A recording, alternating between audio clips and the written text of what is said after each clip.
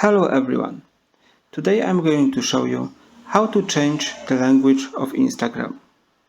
Maybe you are learning a new language, you want to immerse yourself more, or you are setting up Instagram for someone from your family that doesn't speak English. So, to change the language of Instagram, first thing we have to do is on the right bottom corner, tap the icon of our profile.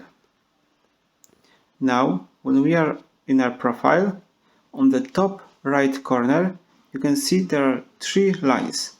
Let's tap it. Now we have this menu. On the very top, let's tap Settings and Privacy. Now we are here in this menu. Let's scroll down more. And now under Your App and Media, you can see Language. When we tap it, you can see we can choose from all of those languages. Let's pick, for example, Spanish from Spain. Now our whole Instagram is in Spanish.